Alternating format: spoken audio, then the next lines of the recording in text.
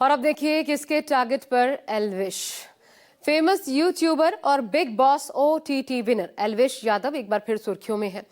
इस बार वजह बनी है उनके गुरुग्राम वाले घर पर फायरिंग। दरअसल कुछ बदमाशों ने एल्विश के घर को टारगेट करते हुए आज सुबह तड़के करीब 20 से 25 राउंड फायर किए। ये पूरी वारदात सीसीटीवी कैमरे में कैद हो गई। आखिर कौन है एल्विश के ये नए दुश्मन, किसके टारगेट पर हैं एल्विश, देखिए।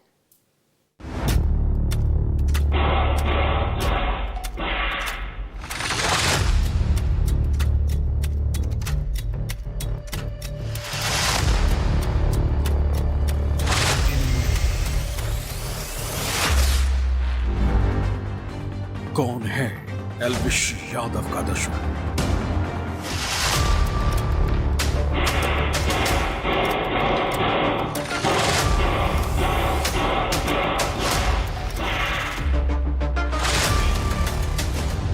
किसके टारगेट पर है ये famous YouTuber?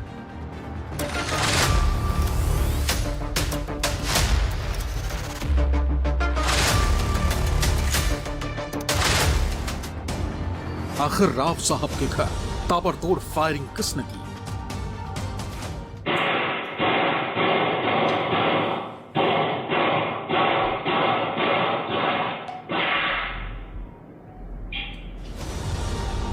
Big boss OTT 2 के वाइल्ड कार्ड एंट्री से लेकर विनर बनने वाले एल्विश यादव के गुरुग्राम वाले घर पर ताबड़तोड़ फायरिंग।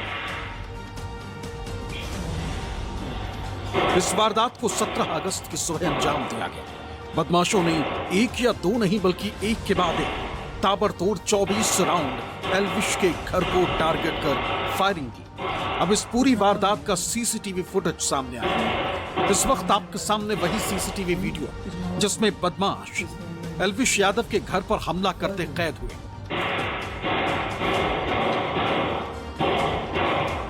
वीडियो शुरू होता है तो बाइक पर बैठकर कुछ लोग जाते दिखते हैं। सीसीटीवी कैमरे में वक्त 5:25 का हो रहा है।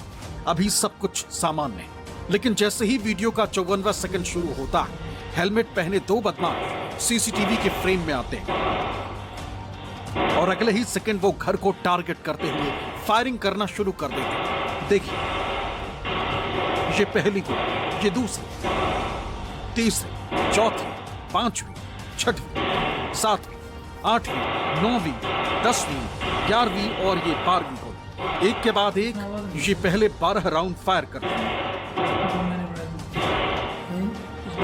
इसके बाद ये फिर पिस्टल में मैगजीन लोड करते हैं।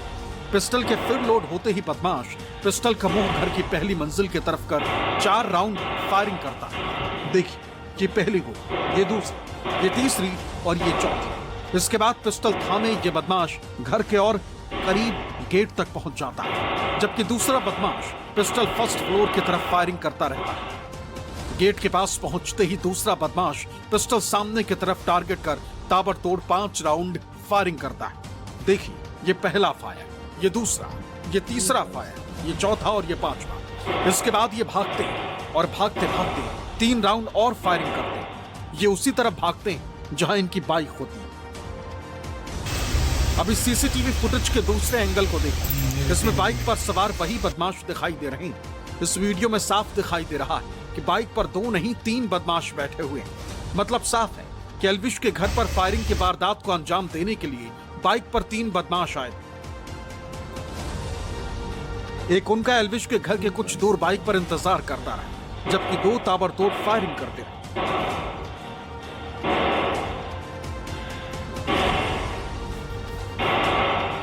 बदमाशों ने किस तरह एल्विश के घर पर फायरिंग कर तबाही मचाई, अब उसके सबूत भी आप देख लीजिए। एल्विश के घर पर फायरिंग के बाद पुलिस की जांच में मिले गोलियों के खोखे इस वक्त आपकी टीवी स्क्रीन पर है। सफेद चूने से मार्क की हुई वो जगह है जहां से पुलिस ने गोलियों के खोल बरामद किए। देखिए, 1, 2, 3, 4, 5, 6, 7, 8, 9 और ये 10। एल्विश के घर के अंदर गोलियां कहां तक पहुंची और कहां लगी, अब ये देखिए। एक गोली रूम में लगे कांच के गेट को भेद कर आर पार निकल जाती है, जिसके बाद शीशे का ये गेट चकनाचूर हो जाता है। कैमरा राइट पैन होता है तो पास की लकड़ी के पार्टीशन पर दूसरी गोली का निशान दिखाई देता है। तीसरी, चौथी, पांचवी और छठी गोली छत से टकराती। छत पर गोली के निशान साफ देखे जा सकते हैं। बदमाशों ने फर्स्ट फ्लोर की तरफ भी गोलियां दागी। देखिए, एक गोली विंडो के ऊपर वॉल पर लगी, 4 गोलियां बालकनी में लगे लकड़ी के फ्रेम में जा धंसती।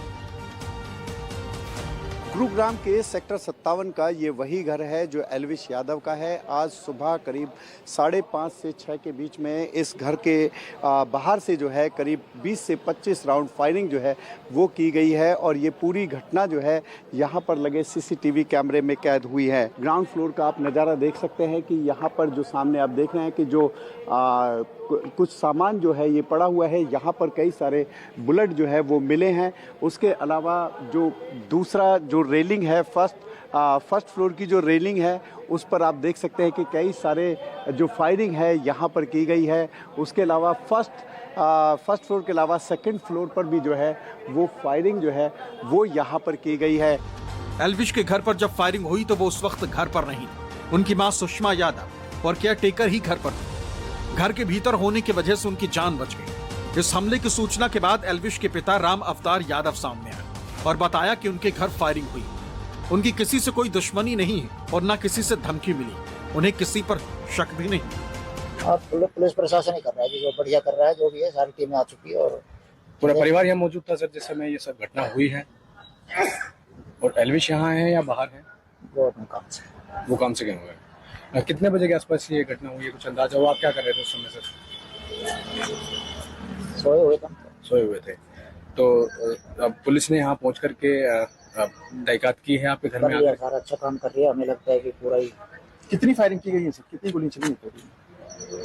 अंदाजा सर कोई आपको? अंदाजा 25-30 होगी। एल्विश के पिता किसी से दुश्मनी नहीं होने की बात कर रहे हैं। ऐसे में सवाल ये उठता है कि जब किसी से कोई दुश्मनी नहीं तो फिर ताबड़तोड़ फायरिंग करने वाले कौन? एल्विश के पिता के इस बयान के कुछ देर बाद ही भाऊ रितोलिया 5 नाम के सोशल अकाउंट से एक पोस्ट सामने आई जिस पर इस हमले की जिम्मेदारी भाऊ गैंग ने ली। गैंग की तरफ से एल्विश के लिए एक धमकी भरा मैसेज भी लिखा गया। हाँ भाई, राम राम सारे भाई हैं। आज जो एल्विश यादव के घर गोली चली है वो हमने नीरज, फरीदपुर और भाई रितौलिया ने चलवाई। इसको आज हम अपना परिचय दिया। बहुत घर बर्बाद कर लिए इसने सट्टे का प्रमोशन कर। और ये जो भी सोशल मीडिया के कीड़े हैं सबको वार्निंग है, ये जो सट्टे का प्रमोशन करता मिल गया उसके पास कॉल या गोली कभी भी आ सकती। तो ये जो भी सट्टे वाले हैं तैयार रहो। ये पोस्ट जो है ये सोशल मीडिया पर वायरल हो रही है कि इस पोस्ट में कितना दम है, ये किसी शरारती तत्व का काम है या वाकई इस पूरे मामले में हिमांशु भाऊ और नीरज फरीदपुरिया का नाम जो है वो आ रहा है। लेकिन पुलिस के लिए एक ये बड़ी चुनौती होगी कि जिस तरीके से जो हिमांशु भाऊ है वो विदेश में बैठा हुआ है और इस तरीके के कई सारे हमले जो है वो इस तरीके के पहले भी कराए गए हैं। जबकि जो एल्विश यादव के जो नज़दीकी दोस्त हैं उनके ऊपर भी जो राहुल फाजलपुरिया उनके ऊपर भी फायरिंग जो है वो कराई गई थी। गैंगस्टर नीरज फरीदपुर और भाऊ रिटोलिया ने कहा कि एल्विश के बैटिंग ऐप प्रमोट करने पर फायरिंग की। अब सवाल यह है कि जिस हिमांशु भाऊ और नीरज फरीदपुरिया की बात हो रही है आखिर वो है कौन? तो अब आप उन्हें भी जान लीजिए।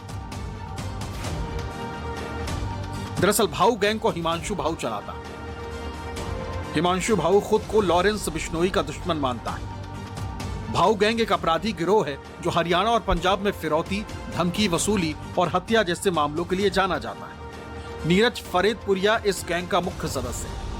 वो हरियाणा के पलवल का रहने वाला है। उस पर हत्या, जबरन वसूली और धमकी देने जैसे कई संगीन केस दर्ज हैं। नीरज पहले जेल में था और उसे 2015 में उम्र कैद की सजा भी हुई थी, लेकिन जमानत मिलने के बाद वो विदेश भाग गया। अब वो वहीं से अपना नेटवर्क चला रहा है। दूसरा आरोपी भाऊ रितोलिया भी इसी गैंग का अहम हिस्सा है। उस पर भी कई आपराधिक केस हैं। वो भी विदेश में बैठकर सोशल मीडिया पर धमकी देकर वसूली करता है। और अब इस गैंग ने एल्विश यादव के घर पर फायरिंग की जिम्मेदारी ली। फिलहाल पुलिस ने एल्विश के पिता राम अवतार की शिकायत पर इस मामले में अज्ञात हमलावरों के खिलाफ केस दर्ज कर लिया, जहां एफआईआर की कॉपी। दूसरी तरफ पुलिस इस मामले में उस सेक्टर 57 और उसके आसपास लगे सीसीटीवी कैमरों को भी खंगाल रही ताकि हमलावरों की पहचान की जा सके। पुलिस की 5 टीमों के साथ क्राइम ब्रांच भी इस वारदात की जांच में जुट गई। ये कितने बजे आपको सूचना मिली और क्या आपने अब तक इन्वेस्टिगेट किया है इस पूरे मामले में? हमारे पास से सुबह 6:15 बजे करीब कंट्रोल से सूचना प्राप्त हुई थी कि भी सेक्टर 57 में फायरिंग होगी। तो फायरिंग के आधार पर हम अपनी टीम को साथ लेकर वहाँ पहुँचे मौके पे। वह एल्विस यादव का मकान था। उसमें बाहर सड़क के ऊपर खाली कारतूस पड़े हुए थे। उसके बाद में मैंने सीन ऑफ क्राइम टीम को और जो हमारी क्राइम ब्रांच है उनको, क्राइम टीम है, सभी को अवगत करा दिया, मौके बुला लिया। मौके बुलाने के बाद में फिर उसके बाद उनके परिवार वालों को से पूछताछ करी, भाई कभी तुम मेरे को किसी ने धमकी दी हो। लेकिन जो एल्विस यादव के पिताजी ने बताया कि हमारे पास किसी भी प्रकार का कोई भी ना तो कोई ऑडियो ना वीडियो ना कोई टेलीफोन धमकी का किसी भी प्रकार का हमारे से किसी से कोई रंजिश से ना हमारे पास कोई धमकी का फोन आया। पुलिस के मुताबिक जिस घर पर बदमाशों ने फायरिंग की उसी घर के 2nd फ्लोर पर एल्विश का कमरा है। हालांकि एल्विश अभी काम के सिलसिले में बाहर गया है। वैसे एल्विश यादव को पहले भी फिरौती मांगने का मैसेज मिल चुका है। 2023 में 1 करोड़ रुपए की फिरौती का उन्हें मैसेज मिला था। उस समय एल्विश लंदन में था और एक अनजान शख्स ने व्हाट्सएप पर मैसेज भेजकर जान से मारने की धमकी दी।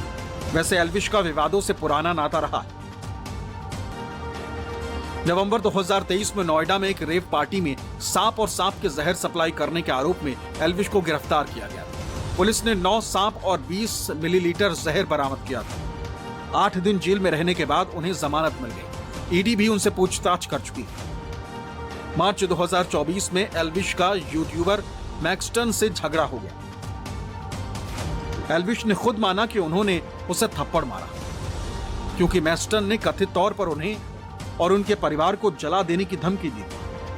2024 में ही दिल्ली में आयोजित एंटरटेनर्स क्रिकेट लीग में उन्हें खेलने से रोकने के लिए जान से मारने की धमकी दी। उस दिन वो मुनव्वर फारूकी की टीम के खिलाफ मैच खेलने वाला था। अधिकारियों ने सुरक्षा कारणों से स्टेडियम को खाली कराया और मैच बिना ऑडियंस के खेला गया। 27 साल के एल्विश यादव एक मशहूर यूट्यूबर है। इनके यूट्यूब चैनल पर तकरीबन 15.7 million followers. Elvish roast video से लेकर पैरोडी वीडियो और फनी वीडियोस अपने चैनल से पोस्ट करते रहते हैं। कुशा कपिला पर की गई टिप्पणी और ध्रुव राठी से होने वाली लड़ाइयों के चलते भी एल्विश सुर्खियों में आते रहे। लेकिन बिग बॉस OTT 2 जीतने के बाद से ही एल्विश की लोकप्रियता बढ़ गई। साफ तौर पर युवाओं के बीच एल्विश काफी पॉपुलर हो चुके। एल्विश रोडीज डबल क्रॉस में बतौर गैंग लीडर भी नजर आ चुके। लेकिन अब एल्विश यादव रियल वाले नहीं बल्कि रियल गैंगस्टर की नजरों पर चढ़ गए, जिसका सबूत उनके घर पर हुई ये ताबड़तोड़ फायरिंग है। गुरुग्राम से न्यूज़ 24 के लिए मोहम्मद यूसुफ की रिपोर्ट।